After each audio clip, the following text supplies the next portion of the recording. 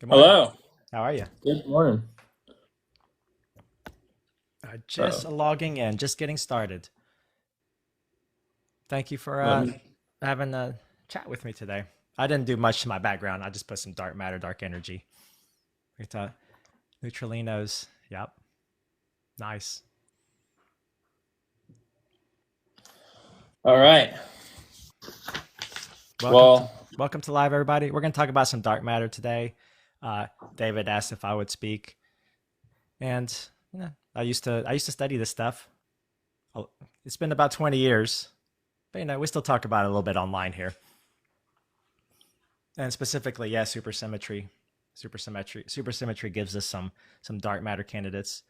So I guess we can just like start with like a little history of it, or just talk about what dark matter is in general. So do you have questions? How do you want to do this, Dave? As you asked me to co-host with you, happy to do. I wanted to ask you a couple opening questions first before we got into Neutralinos. Yeah, however you want to do this, man. All right. So I wanted to ask you first. Do you believe that we invented mathematics, or if we discovered it, and I why? think I think we made it up, and we made everything up, and some of it comports with what we observe in the universe, and that's just stuff is probably useful. Uh, I think maybe for sure our representations are our own. There may be some universality in the things that we have invented, but I don't know that would warrant calling it a discovery. I, I mean, so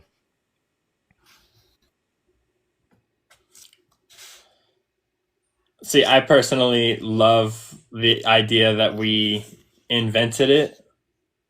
Or sorry, I personally love the idea that we discovered it, but I agree. I think that it's just kind of a language that we use to describe what we yeah, see.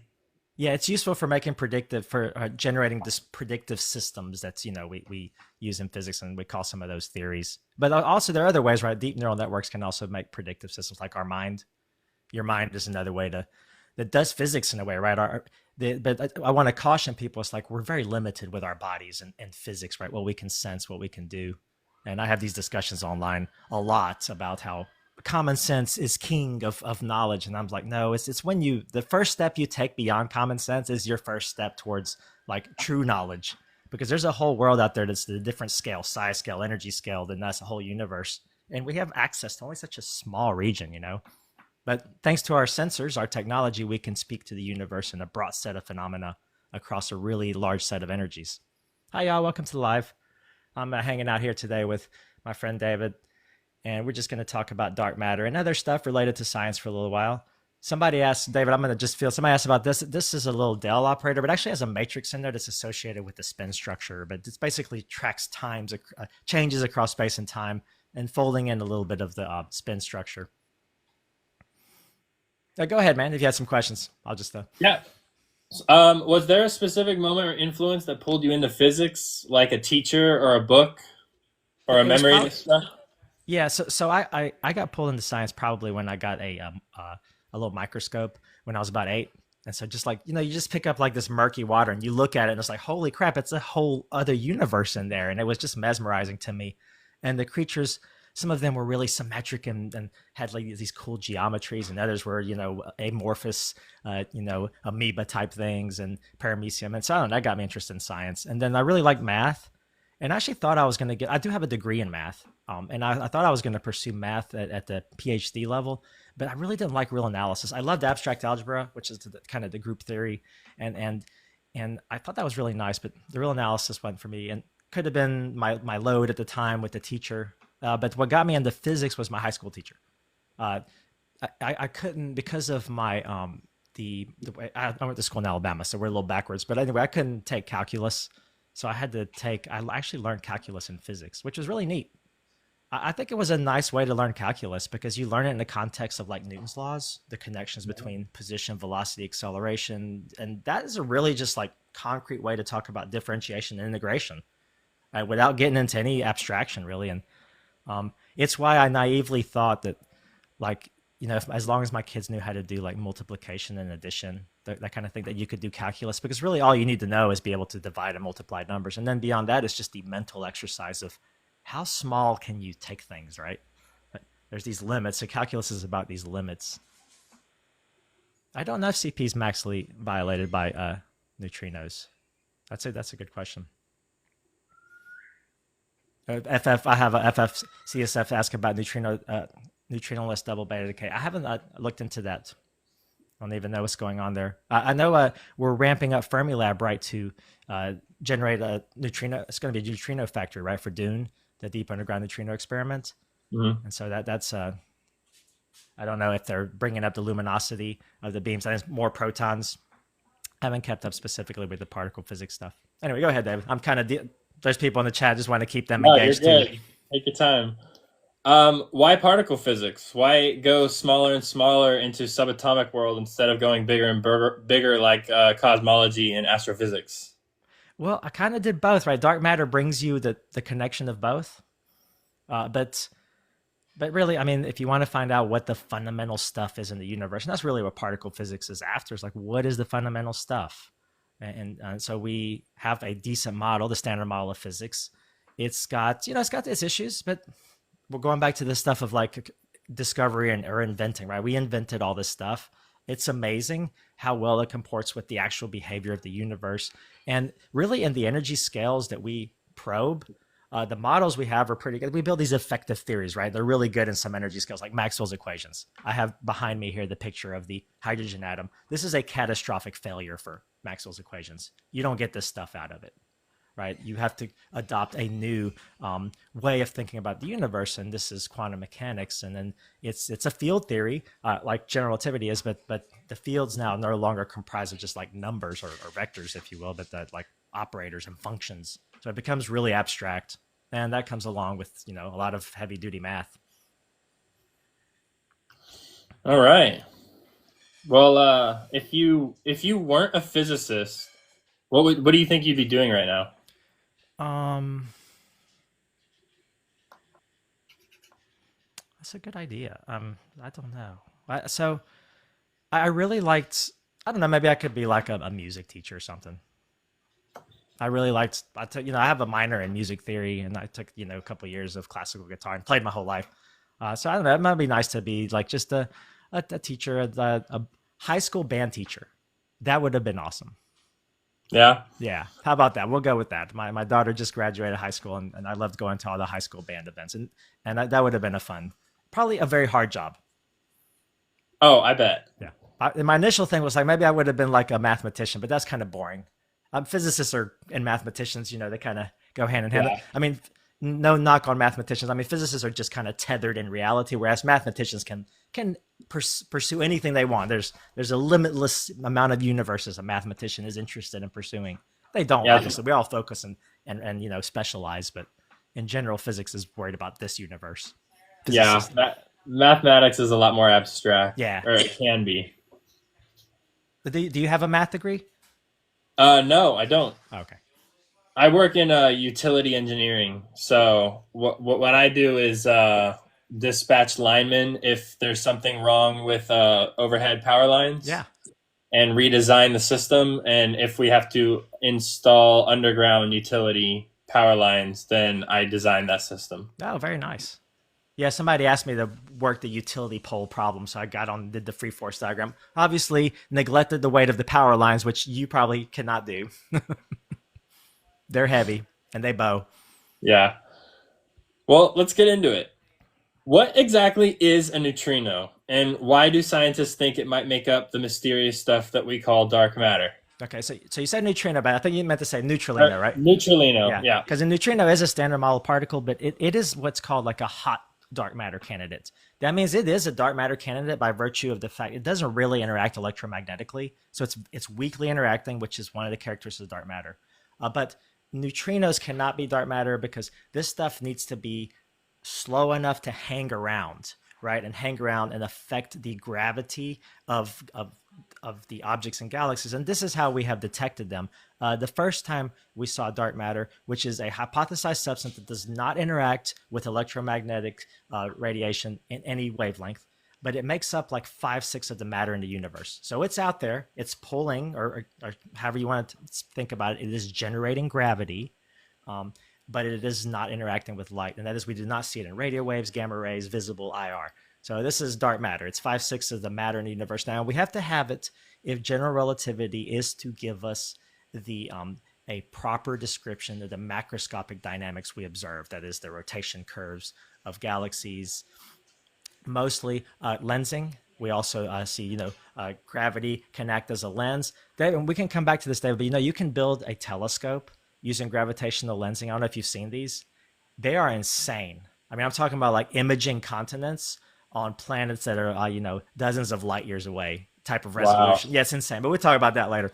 Um, so, so dark matter is this substance. It's hypothesized, but there's a lot of evidence in out there in the universe that there's something going on. So the first piece of evidence we got is we didn't we something called, I'm not going to go into the math of it, but we basically Zwicky in the 30s noticed that galaxies and galactic clusters he observed using radio telescopes were just moving too fast towards each other. So you get blue, red shift, and so you can look at the spectroscopy to get some velocities, and then you can look at your light to get the amount of matter you get there, and by light I mean radio waves visible, all the spectrum, and then using this matter you can build an idea of how much gravitational potential energy there is, and then this thing called the virial thing lets that relate that to the kinetic energy, and then that's something that relates to you can measure like spectroscopically.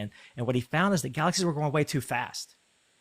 They just had too much kinetic energy and for the matter he was seeing. So it's like, well, there must be some matter we're not seeing.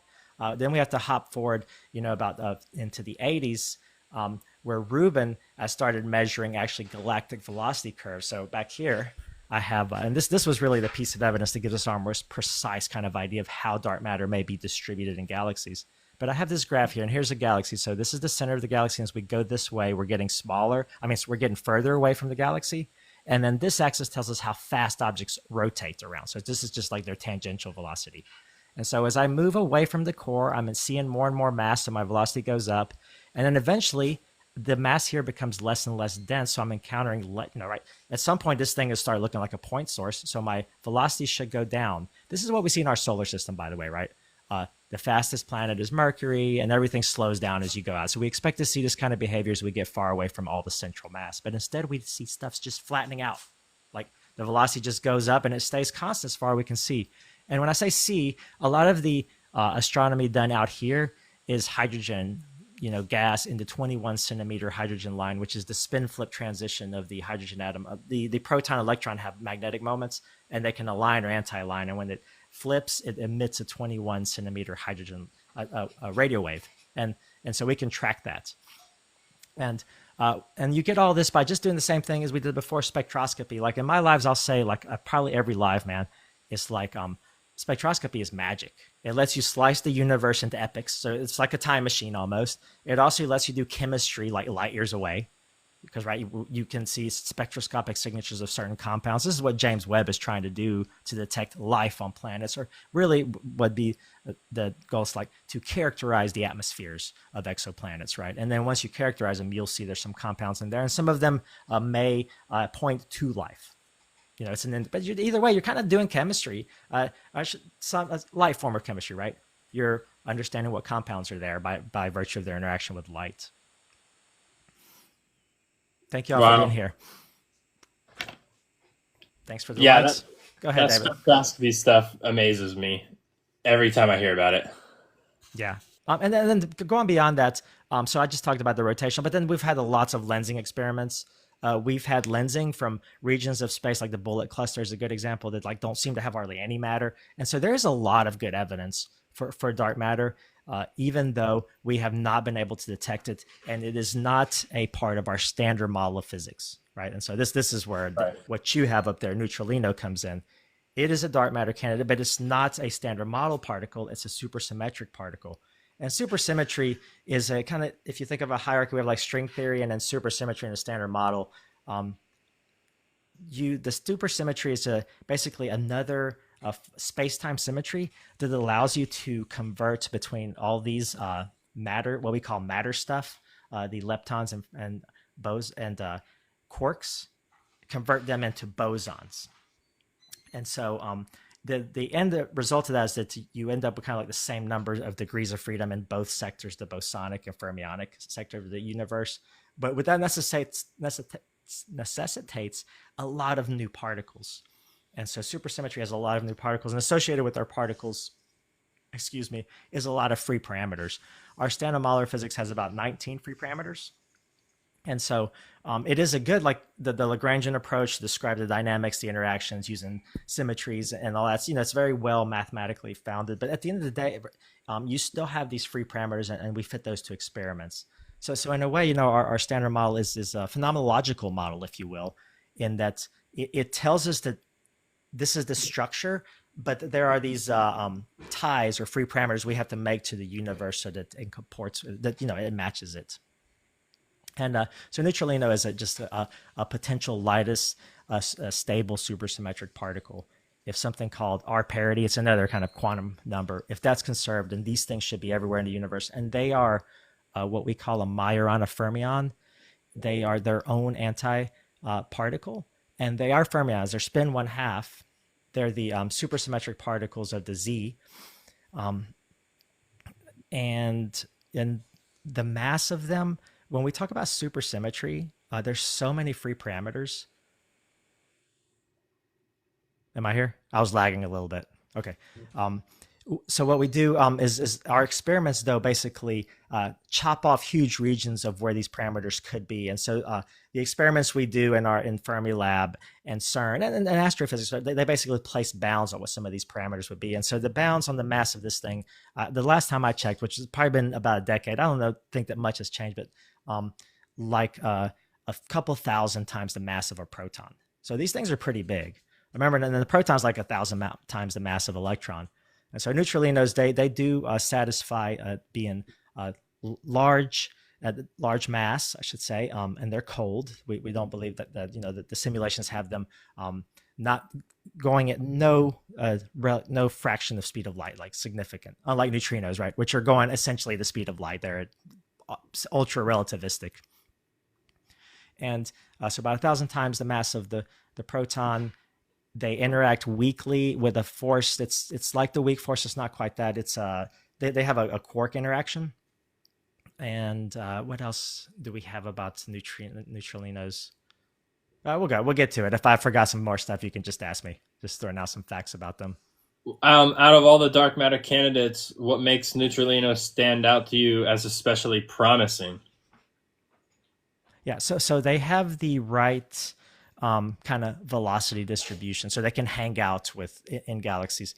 They don't have dissipative mechanism. In other words, when they annihilate, they can't like lose energy and thermalize, and that's what causes ultimate flattening, right? Is your conservation of angular momentum, you have that, but you don't conserve kinetic energy. Kinetic energy goes into deformations and breakups of stuff. But you tend to flatten. So these things don't have that mechanism because if they encounter each other, they annihilate. And so when a neutralino annihilates, you get a hard radiation. These things are 1,000 times mass of a proton. So you're going to get very hard gamma rays. You can get standard model particles. You just have to, conserve charge and baryon number. So the usual conservation laws that we have during interactions.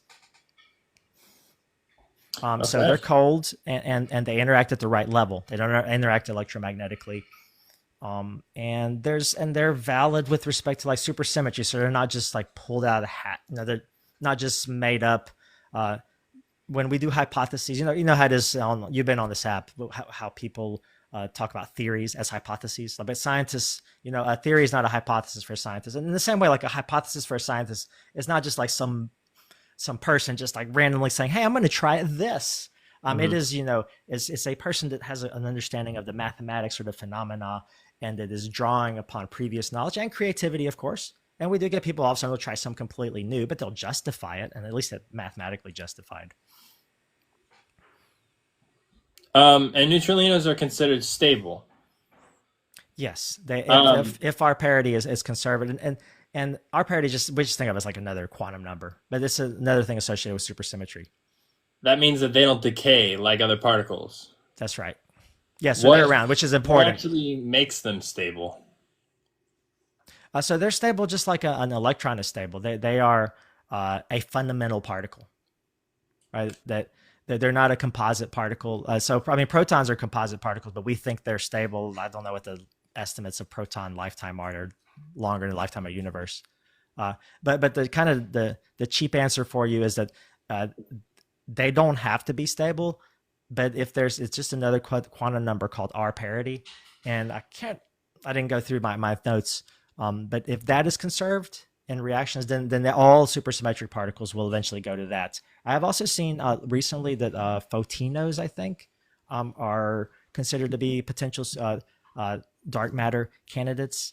And then the kind of non-supersymmetric sector one that's really popular too is the axion, and that one's on the other side. Whereas this thing is like a million times the mass of an electron. The axion's on the other side. It's either 100,000 times or a billion times less mass than the electron. So the mass difference between axions and neutralinos is a billion 10 to the 14 or something. It's a huge number, right? It's a million billion or so. It's very large.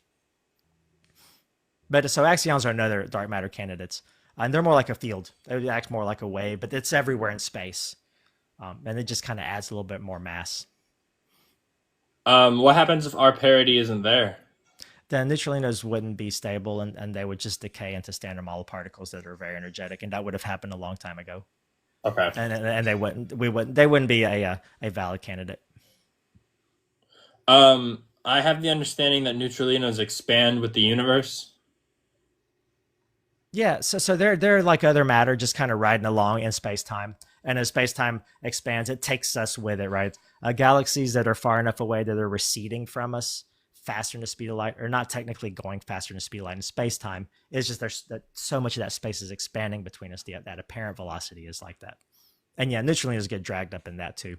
And I mean, heck, they help shape. Obviously, they have gravity, so they help shape space time, and in some ways, help fighting the expansion, right? I mean, the gravity. We're in an epoch where if the acceleration continues, I mean, we're just going to continue to accelerate. But we're in an epoch where gravity has lost that fight. Like dark energy, as you know, it's what's dominating the large scale structure. Right. Things like galaxies and clusters, still gravity driven. Like our galactic cluster is the largest bound galactic gravitational structure, not ours, but galactic clusters like that. Beyond that, our galactic cluster is part of like the Virgo supercluster. The Virgo supercluster is not gravitationally bound; it is gravitationally slowing down. Mm-hmm. Right? Gravity is slowing down but we're not like orbiting; we're expanding away from each other, or we're redshifting. Thank you all for being here. We're hanging out with my friend David Zorbit here, just talking dark matter and physics. Um, are they expanding into something, or is that just a misunderstanding of how cosmic expansion works? I think that's just a misunderstanding, right? That it's everything that is expanding. So there is a reality. There's everything. The universe is everything, and that is just getting bigger. And another way to think about it, we are inside everything, and then like the space between us and something in that everything is getting larger. But as our models don't have us like embedded in a higher dimension, we have looked at higher dimensional stuff. That wouldn't mean that our universe is like a low dimensional thing embedded in a higher dimensional, but the question is like, are we potentially in a 10, 11 dimensional universe, four dimension? These I'm talking spatial dimensions, right? You have your one time dimension, and how many spatial dimensions are there? Well, the universe has showed us that like if there are any extra dimensions, they have to be really, really small. And this is one of the things we looked for in accelerators. To get to small, you need high energy. And so going high energy as possible allows you to probe the smallest scales. And then, look for maybe missing energy. Maybe some of the energy can go into these extra dimensions, or they may affect kind of the distribution of decays. And we just haven't seen anything. Associated with these smaller dimensions. So, and you have things like Coulomb's law and Newton's gravitational law, which have a 1/distance squared drop off.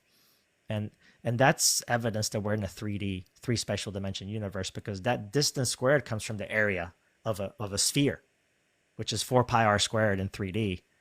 Right? And so if we were in 4D, it'd be proportional to r cubed. And so we'd have all our Coulomb's laws and stuff would look like r cubed, which, by the way, like you learned this in classical mechanics, but like that 1/r² potential is one of the few that gives you like stable orbits. Like if there had been more dimensions, there wouldn't be like stable planetary orbits. Cool. Physicists often talk about particles like Chi-1 and others like Chi-2 and Chi-3. What do these names mean, and how are they decided? I don't know how we decide these names. Like physicists don't generally give great names to things, and it has come back to bite us. But the there's composite particles called baryons and mesons, and they're made up of a different number of quarks. So baryons are made up of 3 quarks, and mesons are made up of 2 quarks. Um, but what we interact with in the universe is like basically this first family of stuff: up, down, electron, and electron neutrino. Now, the universe is a little weird. It does seem to be throwing these kind of 3 neutrinos at us simultaneously. This is that flavor mix. This is kind of physics beyond a standard model. There's no great mechanism to give these neutrinos mass.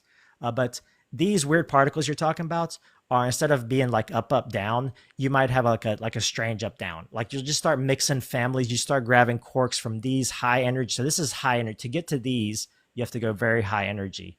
Um, a particle, as we call it, is basically just an excitation in a field, but that field has to have the right boundary conditions or environment for that excitation to exist. And so these things will not exist unless you put enough energy in a small enough region of space and time. And that's what accelerators do.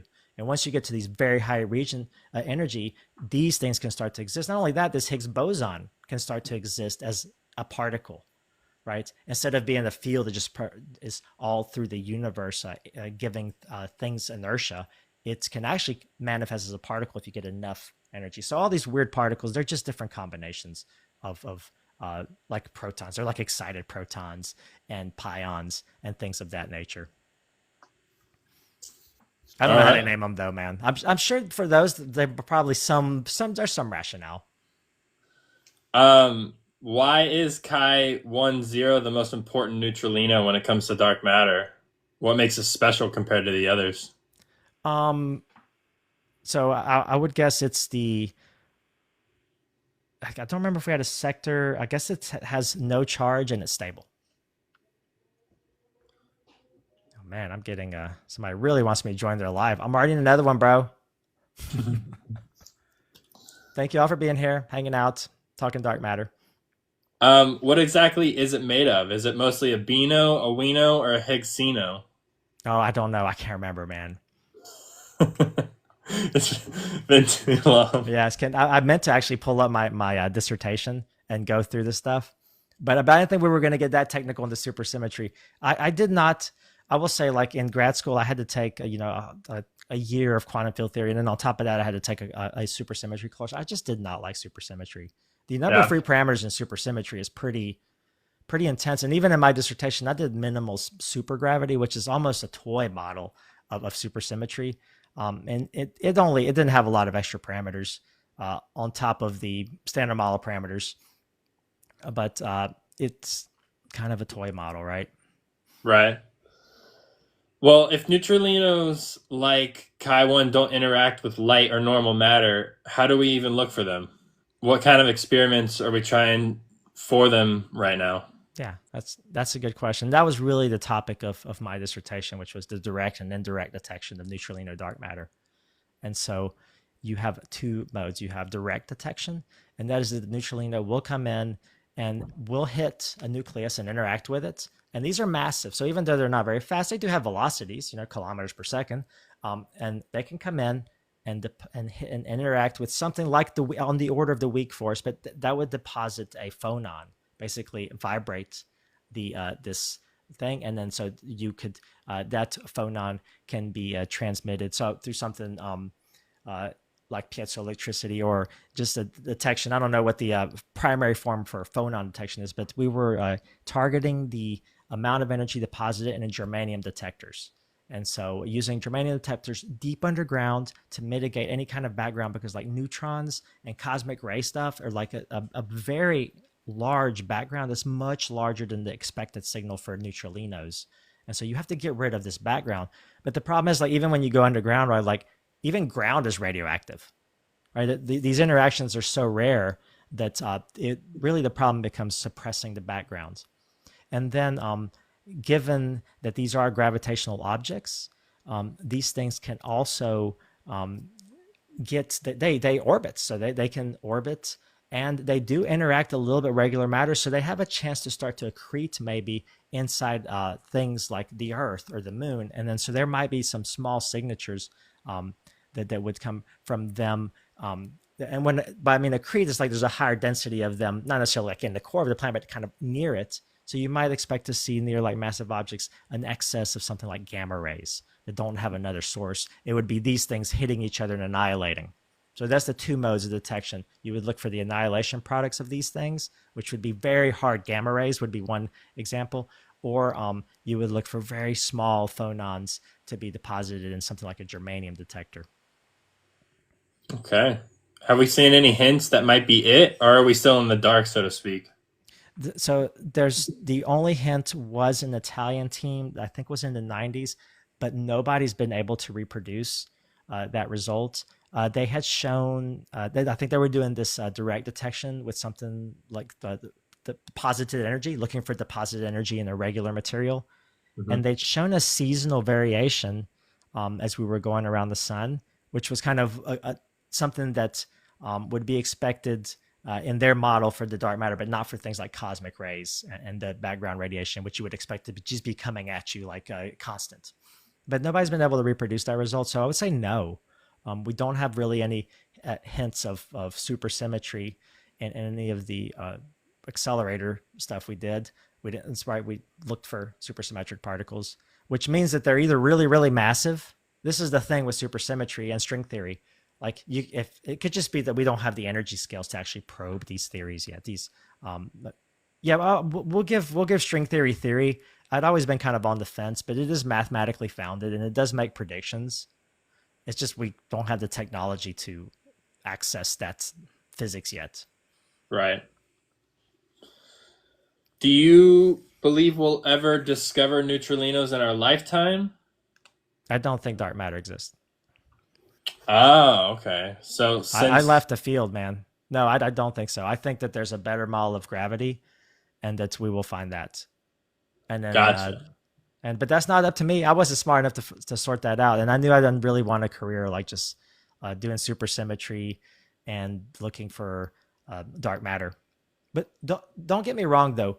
Even though I don't think dark matter exists, the dark matter with general relativity is a really good model. Like if you want to understand how things are moving in our universe, how they're evolving, I mean, this is great. Like general relativity, Mhm. I can see why we wouldn't just discard it because all of a sudden we saw this, right? General relativity predicts that the velocity should go down like that, but we see that, and that's a huge problem. Like if this was your first thing you would have tested general relativity on, you probably would have just discarded the model outright. But it wasn't. Like general relativity predicted the precession of the perihelion of Mercury, the micro lensing and lensing of light around stars, our star, the Einstein rings, gravitational waves, which I have here. And this is not just an accident. Like you don't just accidentally make all these predictions with something that's completely wrong. So I would not just immediately throw out this just because we had this huge discrepancy. It is a very natural sequence to just say there's just matter we don't see because we know particle physics is incomplete. Like what's going on with the neutrino mass? This there's the CP violation of the antimatter matter asymmetry. There's a few things that are, and then for me, like the 19 free parameters in the standard model, I think a lot of physicists would rather if we had something that maybe had a scale factor, like the universe has some scale factor, and from that you can derive like the mass of everything else. You know what I mean? Like the speed of light, uh, and or maybe there's a couple scale factors. I don't know, but I'm not saying that the standard model is a bad model. It is the most precise model humans have ever built. The standard model of physics. It's incredibly complex, but it's built on a fairly simple idea that the Lagrangians control. A Lagrangian is a way to express what the dynamics of a system will be, right? It encodes that information, and that symmetries and breaking symmetries can yield interactions and other interesting things. Okay, interesting. Do you believe that physical laws are intrinsic across space and time? I think there's some structure in the universe, and I do think that it's the same everywhere. Like I don't think there are preferred spots in our universe with respect to the laws of physics. And that is basically a founding principle, a foundational principle or assumption in our lambda CDM model, which is the favored cosmology model right now. Lambda is this thing. That's the dark energy. That's what controls dark energy. And CDM is what we're talking about, cold dark matter. So right now, 95% of the energy in the universe, that includes the dark energy and mass energy, is in the dark sector.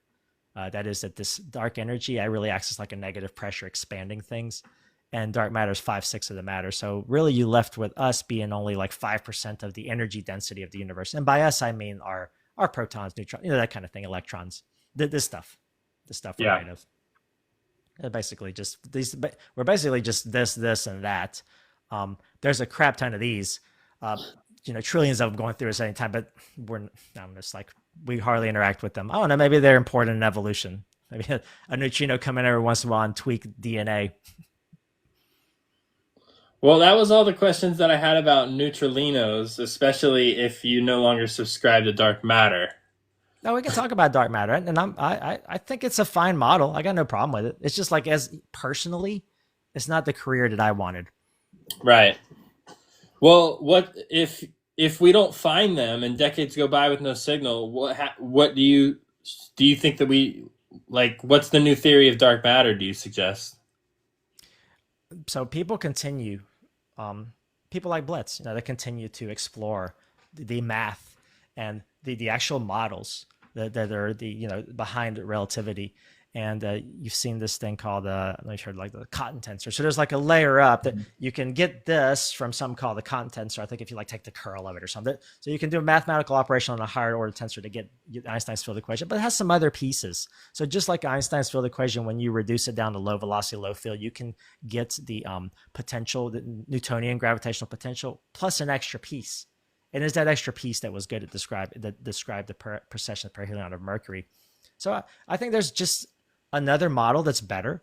It must look, whatever model it is, it must reduce to general relativity. Just like general relativity must reduce to Newtonian mechanics. Like at work, I do satellite orbitology, man, and I don't ever touch this. I just use Newtonian mechanics to fly satellites around the Earth. Now, if you're dealing with GPS or very precise time, then you do need to touch relativity, because satellites are fast, which slows their clocks down, and they're high, so they're in a lower gravitational field, so their clocks speed up. And I think it's about 2/3 the radius of the Earth. If you put a satellite at 2/3 the radius of the Earth above Earth, then it will have a time dilation that's zero, because relativity and general relativity will cancel out. Because they're fighting against each other in satellite orbits, right? The speed makes the clock slow down, and the gravitational field makes this clock speed up. Interesting. Well, I have a couple of closing questions. Sure. I understand that you're a big believer in the power of music, as we kind of discussed earlier. Can you share what music means to you and how it might connect to your scientific work or mindset? So I think it's like math is a language we use to describe like our universe. Music is the same thing, right? It's a language that we use to describe a universe that, I don't know, may not be as real, but it's one that's within, right? It's inside whatever we will call this self and consciousness. And so I think it's a true tap into that, into whatever the inner consciousness in that universe is. And my views are pretty boring on it. I don't think there's a universal consciousness. I think it's a fine thing to study. I don't personally think there is. There's no evidence of that kind of stuff.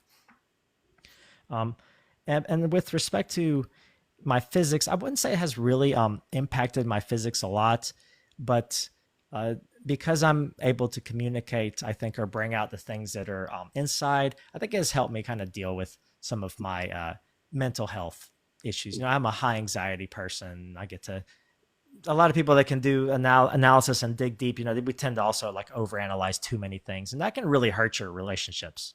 Like if you overanalyze everything somebody says to you, like that shit ain't healthy. Excuse my language.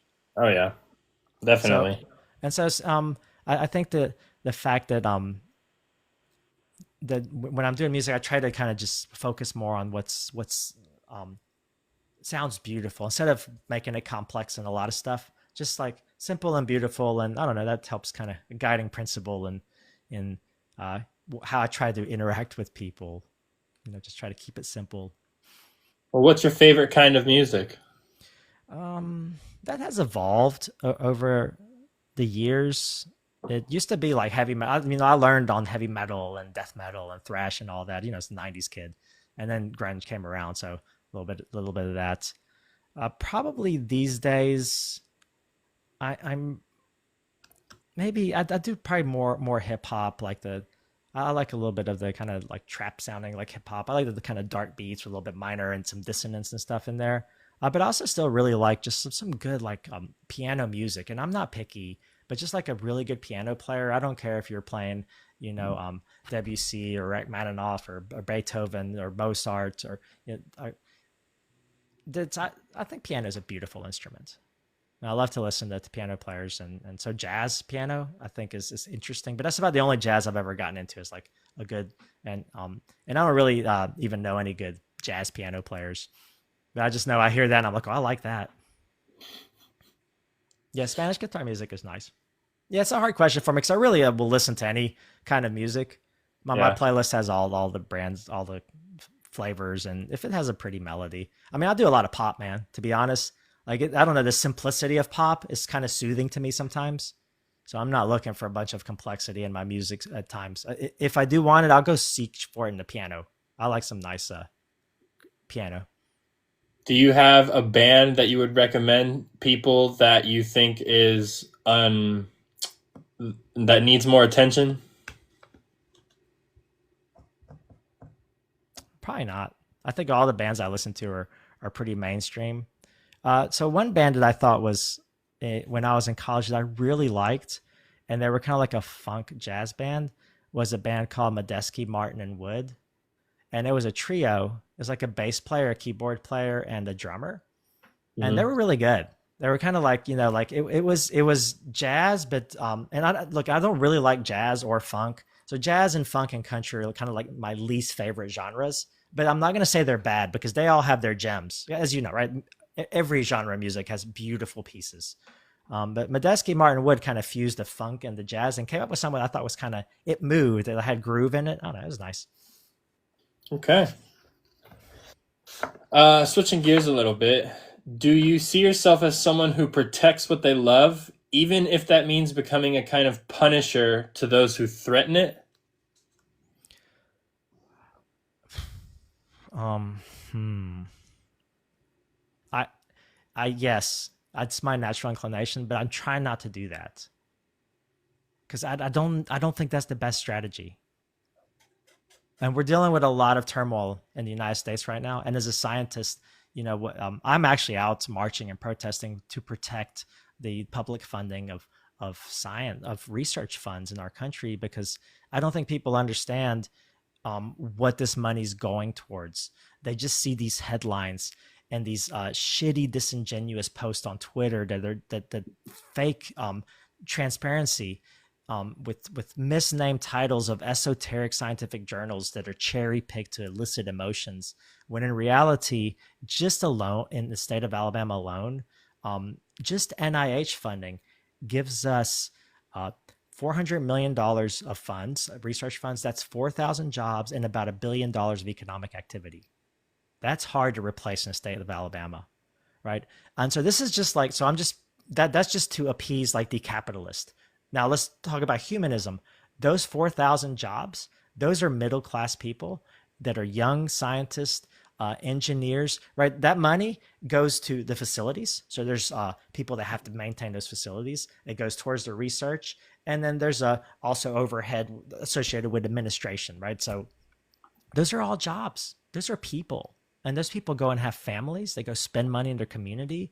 And in general, scientists are not out committing a bunch of crimes. And that's not has nothing to do with science. It has to do with the socioeconomic part of it, right? They're in the middle class, and typically middle class people that have their family and have their stuff paid for tend to be what we would call like good citizens, if you know what I mean. So that stuff, when I see that stuff being attacked, I do want to go attack and do like re-inflict the pain, but it's not productive, right? So what can we do is like try to reach out. And on this app, I just try to go to some of these lives and talk peacefully with folks, and I just give them numbers like I just gave you. Like here in Alabama, I can tell you how it's going to affect us if we stop getting our NIH funding. That's 4,000 jobs, This isn't even the future generation of scientists in the United States. What does it mean to the United States to lose a generation of scientists? The stuff we see going on in Harvard right now. Does Harvard have some issues where they've become insular and maybe more left leaning? Maybe that's an issue. Is that just the result of some natural selection by virtue of education? Some of it, not all of it.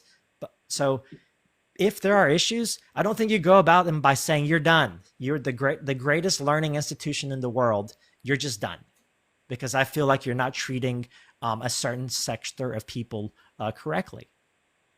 And yeah, if there's racism and bigotry, let's root it out, but let's do it systemically and in a ordered, systematic fashion, I should say, right? So yeah, I do would want. I'm trying not to like just fight back, but have conversations with folks, and I do this with in the kind of flat Earth discussions that I go into as well. It's like there's a guy named what's his name, David Miles. Is a musician. He's a jazz musician, and he's a black jazz musician. He's gotten over 200 people to leave the KKK, and he did this not by going to them and be like, "Here's the reasons why racism is stupid and how it hurts you," which you can do. You can go in and you can say racism. It does like cost. If you don't actually care about people, it costs you money to be a racist asshole. Actually hurts you at the end of the day. Not the person you hate. But he didn't do that. He just befriended them. He sat down with them, had a beer with them. Hey, you like my music? They're like, yeah, man, you're a good musician. Like, yeah, this I just been just talk to me and my mom, and they just have these conversations, and then you show people one side that's human, that's different than what you've been taught, and then since we all learn continuously, you learn something new, and so this is the kind of I think what we need to do to bring people, some people are so far gone, right? It's just like it's interact with them at your own peril. Yeah, Right. that's an admirable mindset to have, though. It's hard to maintain sometimes, man, because I Yeah, just want to yell at people sometimes. I don't. I don't. yeah, but you have the mindset of trying to prevent harm, which Yeah. is what I think more people should Yeah. have. Yeah. And yeah. And facts and science will not change somebody's mind that's emotionally invested in something, right? Right. Friendship may, but then you can't force a friendship on somebody, right? People will like you or not. That's another thing I've come. It's my beard has gotten white. I've just finally kind of realized that, like, just like all people are not going to like me, and I cannot take offense to that. Right. What are you going to do, right? I mean, it's like some people just in the first 0.2 seconds have already made up their mind. Just something about that dude. I don't know, and that's fine. Hey, man, that's your prerogative. That's Paul. It's like, Do you believe that survival at any cost in the face of an adversary is always the right path, or are there times when mutual destruction is more moral or meaningful choice? oh man, I saw Placide in there. Placide has played with this theme before in some of his lives, and I think I took the "we're all going down" approach. I don't, I Paul, I don't. So I don't know if that's the way I actually feel. I don't know, man. Um, the thing is that like what we view as adversaries, they may actually have some validity, right? Us, it's hard to have a true adversary in the sense of like everything they stand for is just, but let's just call it evil, just for this lack of another word, right? Without getting religious about it, right? Sure. Like, sure, if there's something that's like truly evil and that like we can objectively quantify that, then yeah, I guess we have to stand against that. But it's hard to put that on there, right? And then I would just default to my previous position, like these adversaries. We have to try to find a way to have some common ground. I mean, if we're at least humans, you would think that would be enough common ground. But man, as history has shown, that ain't crap. Like that is not common ground. Just Not being human. really. No, it is not. You know, I was around during 9/11, and we had a few moments of like people coming together. Unfortunately, during that time, my beard was about as dark as yours. It was black, and I had long hair, and I looked a little Middle Eastern. So I got a little bit of hate. And I do remember around that time I traveled to Paris and in France, they pulled my ass out, dude, of line. They just Really? yeah, they weren't messing around. They were like, "You, I'm sorry, we, s'il vous plaît, Wow. merci." Yeah, yeah, And I have just one final question for you. yes. Where do you personally find meaning in life, especially as someone who studies the universe on such a fundamental level? So the I do think that there is our physics that's underpinned by the mathematics we have. I think I find some meaning in that. I I kind of have pride in humanity for us figuring out what we figured out to go to the places we've gone, and I think we'll continue that. And I think that's an important thing. Um, with respect to meaning, I don't know how much meaning that brings, but as I get older, I have found that really the relationships are pretty important. And for any folks that are younger, I'm almost 50, not quite there, but like in your 30s and stuff, and you have young families, it's like, and then I have some friends in the chat that I think can empathize with this. Is like we sometimes focus on a future for our families, such that at that time we're not really with our families. So you've removed yourself from the present to facilitate a future that you envision, and that present's gone, man. And so all that time I spent in my 30s working hard so that I could pay for my kids' college now, which I can do. It's like I missed out a lot on them growing up, and so I would say um, that the importance of time as I get older, you know, it makes every moment a little bit more meaningful, more for me. I'm trying to spend it with the people that I love and try to do good things. I'm hoping on this app, try not to spend as much time like doom scrolling, but things like this where I interact with kind folks or folks that don't believe in science, or, you know, trying to put some good face out there. It's just a good, not face, but, it's a perspective that hopefully they can get behind. And then I don't know, music brings me peace. One thing about music I didn't say is it kind of has been therapy for me. Sometimes if I get stressed out or something, I can play the guitar and maybe work through a little bit of the stress. That and jogging has been really helpful for me as a person with high anxiety.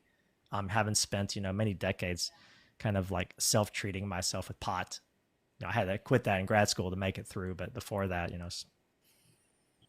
So, relationships, music, and exercise. yeah. That's a pretty good trio of meaning. Yeah, and that's the and I at work I still get to work on math problems and stuff. I still get to use some of the physics I learned. Obviously, like this stuff, quantum field theory, this stuff, the standard field theories in general. I don't get to do that stuff at work, but that's fine. I still get to do a little calculus. A lot of it's solving problems in the computer, right? Like people are like, you can't solve the three body problem, bro. Like, come on to my live one day, and I have a computer simulation that will run an n body problem. Yeah. Not too many ends because it's a laptop, so I'm probably not going to run more than like 20 particles. But we can do 3 particles all day long. All day long, same mass. I got some limits set on the integrator so that we can kind of keep energy conserved, and so it works all right. I do have some. Thank you, Pierre. I do on my link in my bio. I have a GitHub, and I do have some sims I've written. I've written the n body problem, the icing model. I did the 2D icing model, and the hydrogen atom. This is all. I was going to say your hydrogen atom. Yeah, that's fun stuff. And this is it's like, I don't know, it wasn't too hard. I'm lucky. I'm in this perfect spot, I think, with respect to ChatGPT, that I can work with it. And when it gives me a bunch of bullshit, BS, which it does sometimes, I know enough to be like, well, I know enough physics to know that that's not right, but it's still helpful. Like, some of these sims I got, bro. I'm sorry, getting invitations. Well, that was all I mean, I could pick your brain forever and ever and ever, but that was all the questions that I had for you. You got to much AI lies to me. It does. AI will lie to you, and this is a big problem. If you don't have the domain knowledge to discern the lie from the truth, then you're in trouble. But yeah, like one good example is you heard about the double pendulum. Yes. So if you go to ChatGPT, you can get the 100% correct double pendulum. which makes sense because that problem has been solved a million times, right? There's probably 30 different examples of that in GitHub, it's code base somewhere out there, and in books and stuff and written about. But you ask it to do the generalize that to n segments, and Yeah. it just completely craps the bed, dude. You don't even have to code it up. You just start seeing what it's doing. It's like, you're holy moly. And so I did. I took its code and I ran. I was like, what does this do? And the pendulum kind of curled up to itself up top and like oscillating up top. It did the craziest thing. So yeah, it's if you're where we are now is if you're solving a problem that's mundane, easy, has been solved a lot. And I have a friend in there that's a computer science professor. So like some of the intro level computer science problems that you would give a student, that ChatGPT is going to do great on that stuff. But Yeah. then then you have a student showing up with like a senior level understanding of a problem that they should barely be able to know, right? And so and that's scary because then they're not really learning how to solve these things. Yeah. Uh, so I don't know how we're going to get around it. It's easy for me to be like, I like this stuff because I have so much domain knowledge in the area I use it. And True. so we have to find a way that folks are motivated and to get that domain knowledge. Yeah, because it can be very dangerous, especially for folks who are very autodidactic. Yeah. Now the scary part is in 10 years, if no domain knowledge is required. I don't know if that's scary, but maybe this is just a sweet spot that we're in now for the folks that do know some stuff, and there'll be like a generation that'll maybe not know a lot, but then it won't matter. I don't know. I don't know where this stuff is going to end up. So, Jorge, which theory of time do you subscribe to? I haven't played around. The B theory is not bad. That's where the past, present, and future all kind of exist in a loaf. I think that's interesting. I kind of like that. I hadn't actually really ever considered it until I came on this app, man. And there was a guy named Robbie Science. I don't know if you remember Robbie, but he was talking about it one day because he's actually studying. I think he's studying binary pulsars or something. He's doing some astrophysics type stuff that mixes in with particle physics, kind of like I did. I mean, the nice thing about studying dark matter is that you get some cosmology and you're doing some particle physics. And do you believe in agency, or are you a hard determinist? I'm not a determinant. I think the universe is stochastic at some point, so there's some randomness built into it. You think that consciousness is capable of symmetry breaking? I'm not sure. I don't. I'm not. I don't do the consciousness stuff a lot. I think that I'm less of a free will a person these days than I used to be. Just come from what I see from like the medical community. I know I have a friend in the chat that really disagrees with the kind of the direction the medical community is going on free will. But I don't know. It does seem like our environment, just like in a quantum system. Not Don't get me wrong, we are very different in a quantum system, but it does seem like our environment kind of sets constraints on what it is we can do, and it doesn't seem like a far stretch to be that those constraints also go into what we can think. It is because in that way, that is just another part of this, what I consider this miraculous meat machine. Yeah. As an epileptic OCD, I definitely agree with that notion. Yeah. Yeah. And then some people are like, well, then you give people license to just do horrible things and they're not responsible for it. It's like, I don't think that's the same. I mean, we still can choose. This environment, just like a quantum system is superposition of any states, right? They all have to be consistent with like the energy constraints. What we think and might be a superposition of many potential possible. So our actions may be a finite set of many possible actions that are constrained by our environment, but there's still a choice. There's still a choice. Right. Yes, Paul. And Paul would probably be a much better person to have this discussion with than me. He's actually pretty well versed in all this. He was messaging me, and I can tell he understands this a lot more than I do. Because right now, this whole area is a little bit outside physics, right? We're just now starting to really go into, does quantum play any part of consciousness? I think that's a cool area to study. I mean, there's no evidence right now with any scientific sensor that consciousness resides outside the body, right? And then as far as like entanglement or quantum processes operating at room temperature, there's not a lot of that. Now we do know that this kind of chlorophyll, right? that does use to transport energy. I think there is a superposition. Like there are many, all paths that can be taken are taken by the photon. I think there's a quantum process in chlorophyll. I haven't read it in a while, but it's one of the reasons it's so efficient, right, at converting energy, incoming radiant energy into chemical energy. Yeah, Oh, Niels, I'm with you there. We do have responsibility, man, because we still have choices in the actions we make. Like right now, I could choose to just end this live, and you could too, right? I mean, it's just like we could do that if we wanted. yeah. But would that be determined by our past actions? Yeah, but I mean, I wouldn't have that choice if I wasn't on this live. Right. No.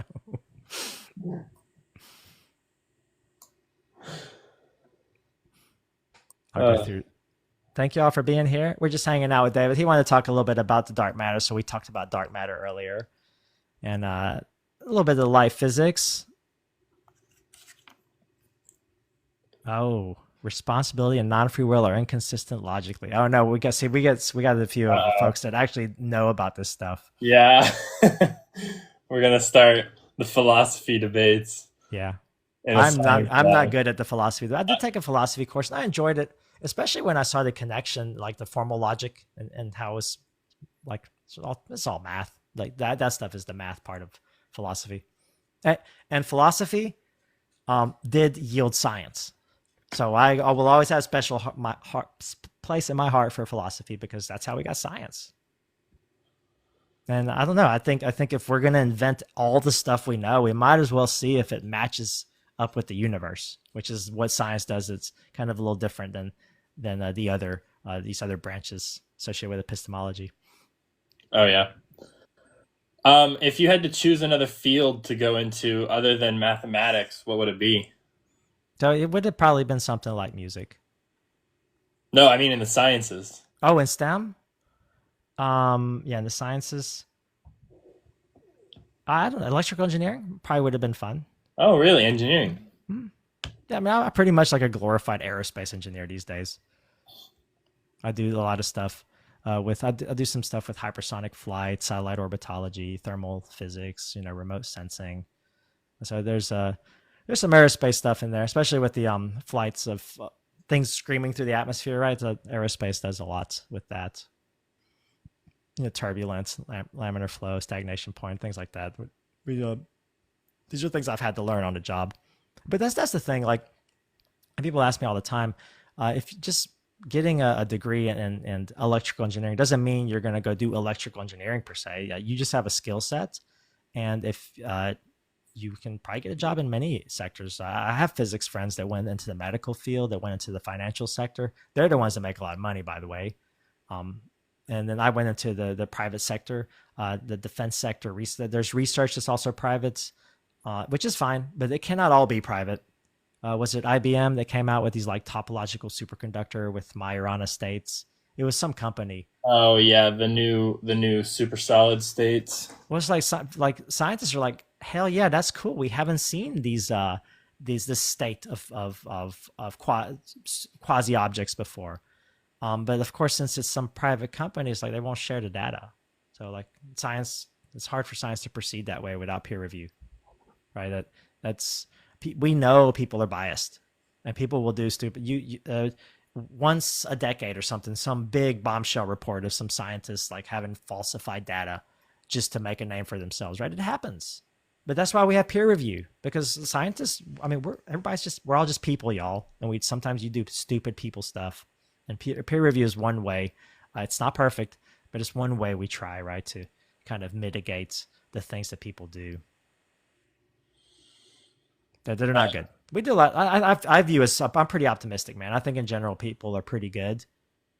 It's just I feel like sometimes we've set up systems where they can reward some of our negative qualities. Greed being one of those. Yeah, that's something that I've run into a lot on this app. Is there's generally a pretty negative consensus about humanity. Yeah, I don't like that. I don't like that either. And I've worked in the prison system. Oh my. So I think it's a lack of perspective. Yeah, I think so. But it's also it's easier to complain about stuff that's and get engagement with other humans if y'all are commiserating or really, kind of focusing on the bad. I don't know, peaceful, cordial conversations don't seem to be the thing that TikTok wants us to have. Right. Right. Now we can have them because we can find each other like this. You and I know each other, we're mutuals, and so it's like, hey, we can talk about stuff. But yeah, I am very disappointed in humanity when I run across some of these lives. And I feel like some of these are just people just trying to get attention, get clicks. It's like, it's not worth it. I It's just not agree. worth it, man. The reason why I reached out is because I wanted you to have an opportunity to talk about your work and your past specifically, because I felt like more people like you and Dr. Quantum and Dr. Blitz, you guys don't get a lot of opportunity to talk about what you guys do specifically. You're more answering questions. Mm-hmm. And I want to give that space.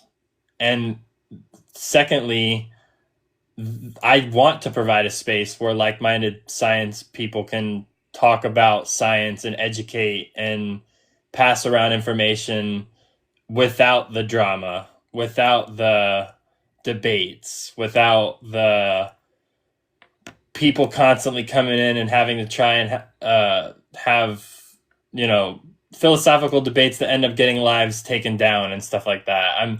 I just want information passed and in a good faith, lighthearted manner. No, I hear you, man. And this app has the potential to really be good at that. Right. The potential. I'm not saying it's actually manifesting that positive potential, but Niels, I don't remember the origins of supersymmetry, like the history of why it is another space-time symmetry though. So mathematically speaking, I think it's very natural. There's actually I don't have my notes with me, but I don't remember the history of how we came to supersymmetry. If it came to us through string theory, Grassmann algebra, maybe. Grassmann numbers are neat. They're numbers that anti-commute. So when you change the order of operation, you get a negative sign. And if you square them, I guess that they can only go up to squares, something like that. Grassmann numbers have a neat algebra. Yeah, I do remember something like that. It's in my dissertation, I think. Oh, do you think that infinity or zero exists in nature?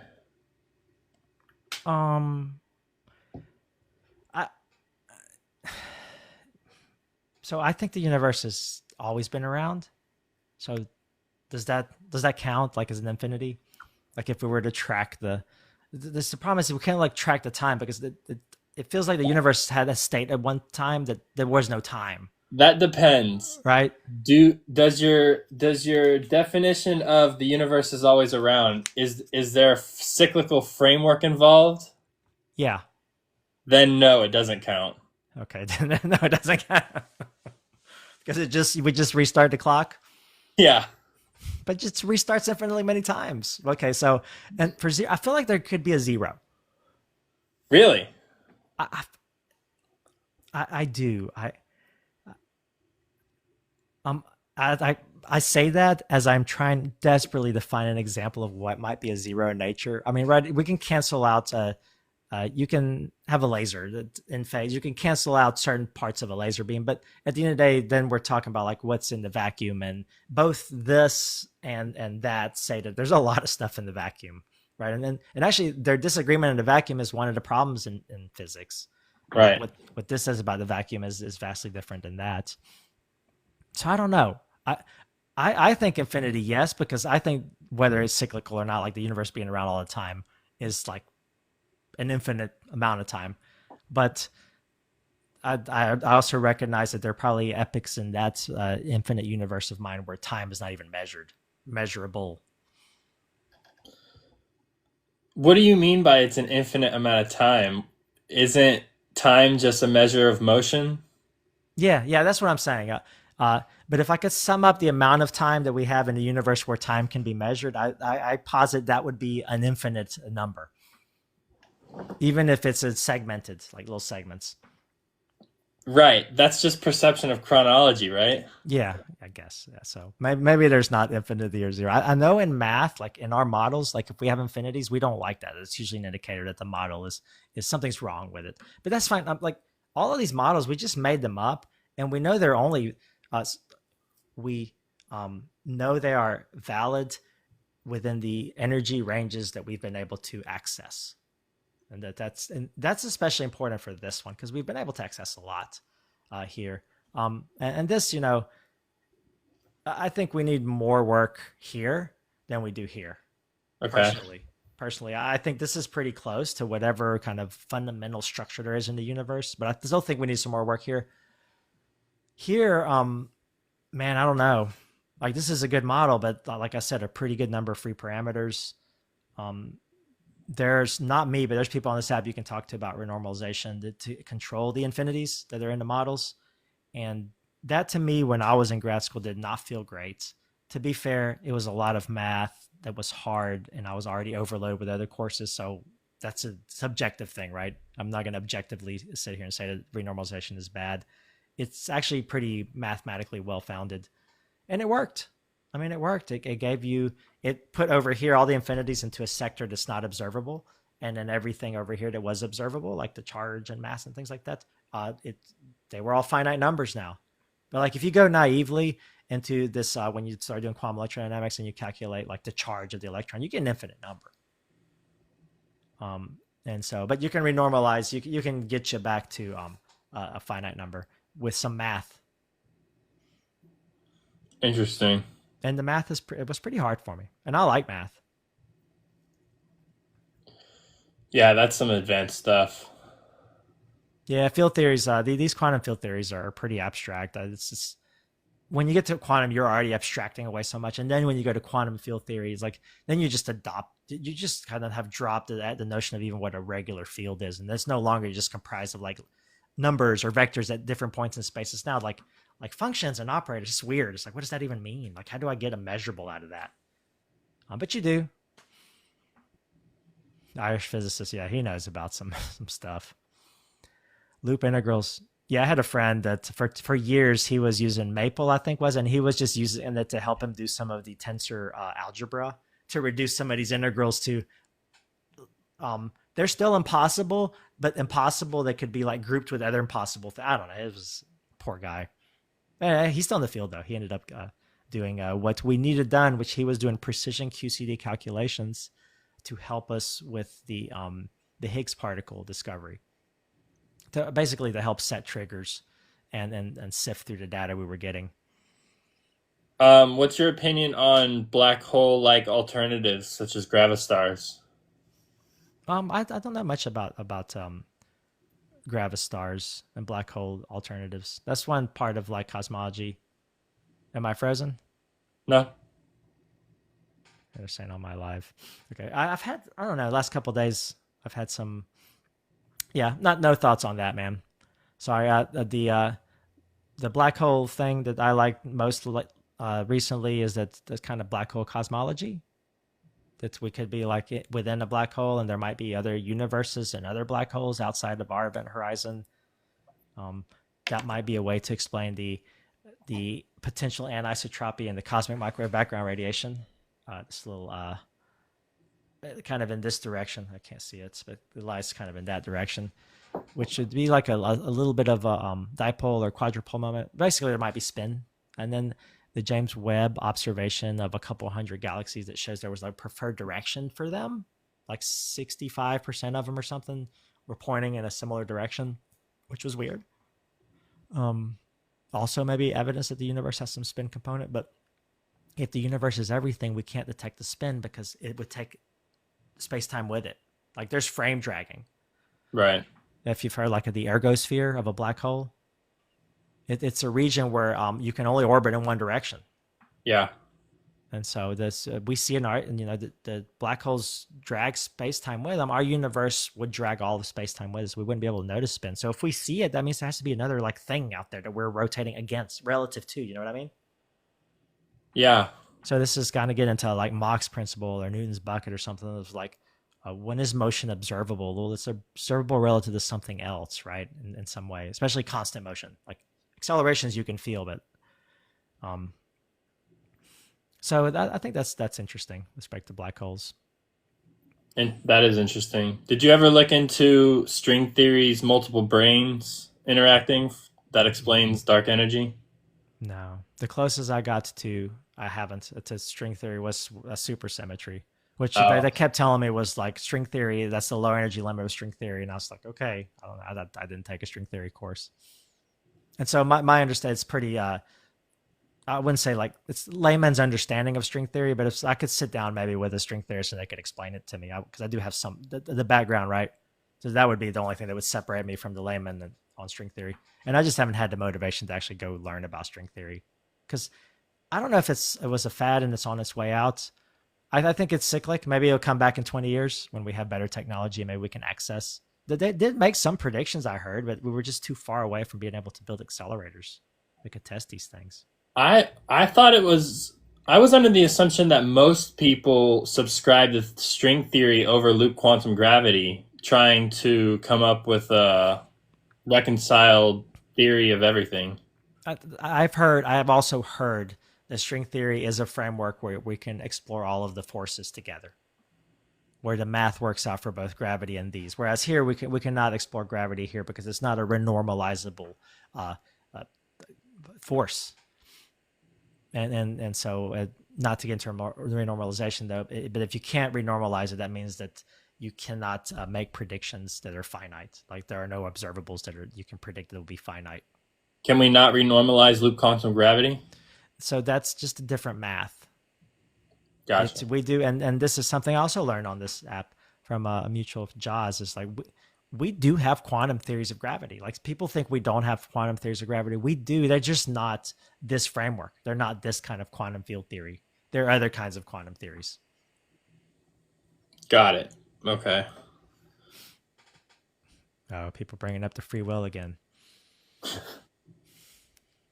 right, brother. I'm gonna go. I just got back from a jog before, and I appreciate the talk. I'm gonna go grab a little bite to eat. Because I see it's about noon. And then yeah, if you ever want to talk again, man, just let me know. Well, I appreciate your time and I appreciate your answers, Jorge.